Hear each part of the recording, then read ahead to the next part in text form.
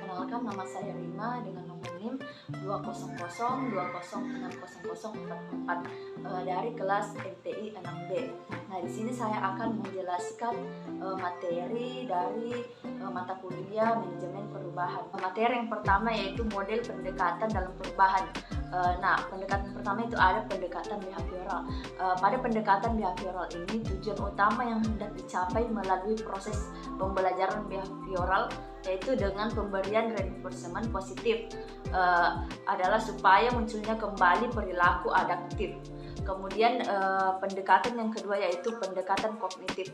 Nah, pada pendekatan ini perilaku memandang stres akademik sebagai suatu yang alami yang terjadi pada siswa, sehingga dengan mengajarkan sejumlah keterampilan dalam menurunkan stres akademik akan membantu siswa dalam mengembangkan kognisi, emosi dan perilakunya ke arah yang positif. Nah, pendekatan yang ketiga itu pendekatan psikodinamis.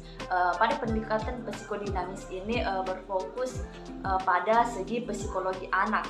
Nah, pendekatan ini digunakan untuk mengatasi kelainan emosi, yaitu dengan memahami dan memecahkan masalah yang dialami siswa tersebut.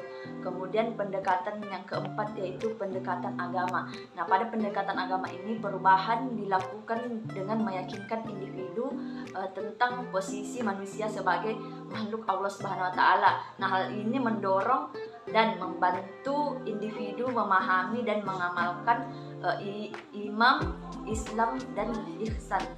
Kemudian materi yang kedua yaitu langkah dalam proses perubahan manajemen. Nah, ada 4 langkah yang perlu ditempuh dalam proses perubahan manajemen. Yang pertama itu identifikasi peluang dari hasil perubahan. Dalam mengidentifikasi peluang dari hasil perubahan ini sangat diperlukan karena sebagian besar perubahan itu terjadi untuk meningkatkan proses atau hasil. Penting untuk mengidentifikasi, fokus dan mengklarifikasi tujuan. Kemudian langkah yang kedua yaitu memperkuat koalisi. Nah, dalam memperkuat dan membangun koalisi, orang-orang perlu diyakinkan bahwasanya perubahan itu perlu. Kemudian langkah selanjutnya yang perlu kita lakukan yaitu menciptakan visi dan strategi. Nah, pada proses ini berfungsi untuk memberikan arah dan panduan tindakan perubahan yang harus kita lakukan sebagai anggota dari suatu lembaga atau organisasi untuk mencapai visi misi perubahan yang telah ditetapkan dan telah kita sepakati bersama.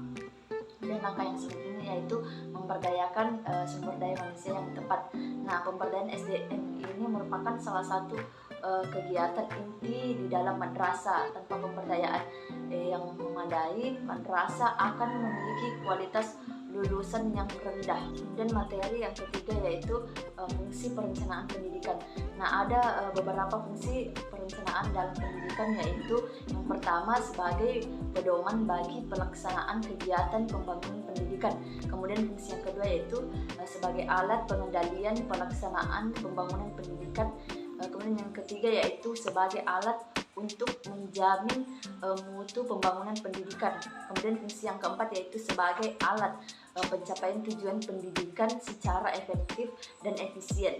Kemudian fungsi yang kelima yaitu sebagai alat untuk menjamin kelancaran pencapaian tujuan pembangunan pendidikan. Kemudian fungsi yang keenam yaitu sebagai sarana untuk memperjelas visi, misi, dan strategi pembangunan dalam pendidikan. Kemudian yang ketujuh yaitu sebagai alat yang logis dan sistematis untuk mengubah sistem pendidikan ke arah yang lebih baik. Materi yang keempat yaitu jenis masalah dalam pengembangan organisasi. Nah, ada 4 jenis masalah yang biasa terjadi dalam pengembangan organisasi. Yang pertama yaitu kepentingan pribadi. Dalam kepentingan pribadi ini mereka khawatir kehilangan sesuatu yang bernilai bagi mereka, baik itu kehilangan kekuasaan, sumber daya, kebebasan mengambil keputusan, persahabatan maupun prestasi. Nah, kemudian masalah yang kedua yaitu salah pengertian dan kurang percaya. Nah, jika orang tidak sepenuhnya memahami mengapa terjadi perubahan dan apa pengaruh dari perubahan tersebut. Yang ketiga yaitu penilaian yang berbeda. Nah, seringkali terjadi perbedaan pandangan dalam menyikapi perubahan yang terjadi. Nah, para pemrakarsa memandang perubahan yang dilakukan sebagai hal yang positif, sementara yang lainnya itu memandang sebagai sesuatu yang negatif, bahkan hal yang mengancam eksistensinya di dalam organisasi. Kemudian yang keempat yaitu toleransi yang rendah terhadap perubahan.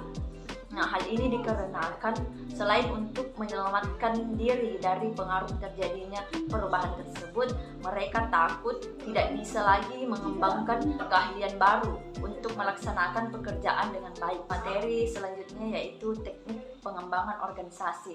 Nah, ada 8 teknik pengembangan organisasi. Yang pertama itu latihan laboratorium, kemudian yang kedua itu latihan manajer, kemudian yang ketiga grid feedback survey, kemudian yang keempat itu pembentukan tim, kemudian selanjutnya konsultasi proses, kemudian selanjutnya itu pengembangan karir dan desain pekerjaan, dan yang terakhir yaitu manajemen ketegangan. Materi yang keenam yaitu tahapan dalam pengembangan organisasi.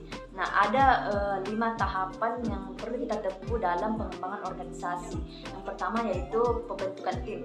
Nah, pada tahap ini kita melibatkan semua organisasi dalam pembentukan tim kerja untuk saling mengenal antara satu sama lain dan merumuskan tujuan yang telah disepakati bersama.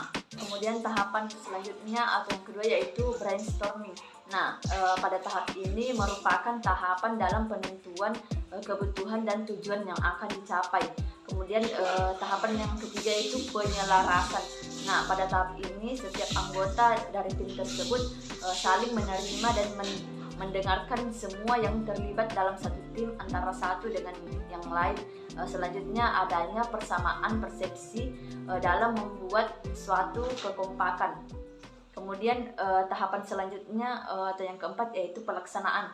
Nah, pada tahap ini semua anggota dan tim sepakat untuk melaksanakan program kerja dengan penuh semangat, memainkan tugas dan perannya masing-masing, serta dapat berkontribusi guna mencapai suatu tujuan yang telah ditentukan bersama. Yang kelima yaitu evaluasi dan monitor. Nah, pada tahapan ini diadakan evaluasi untuk melakukan penilaian kinerja organisasi.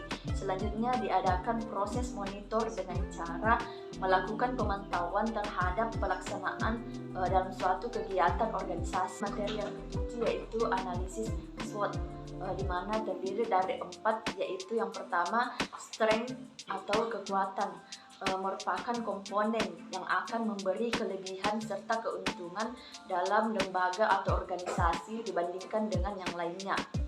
Kemudian yang kedua yaitu ada weakness atau kelemahan.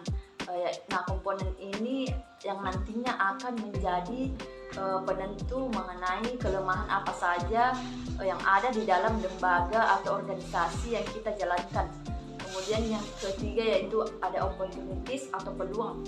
Nah, dari sini kita bisa mengetahui ada peluang apa saja yang bisa kita manfaatkan dalam mengembangkan lembaga atau suatu organisasi di masa yang akan datang. Keempat yaitu ada threats atau ancaman.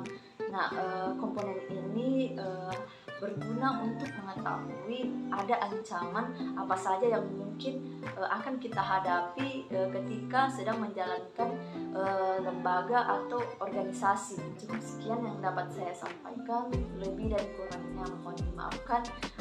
Saya kira dengan ucapan wabillahi taufiq wal hidayah. Wassalamualaikum warahmatullahi wabarakatuh.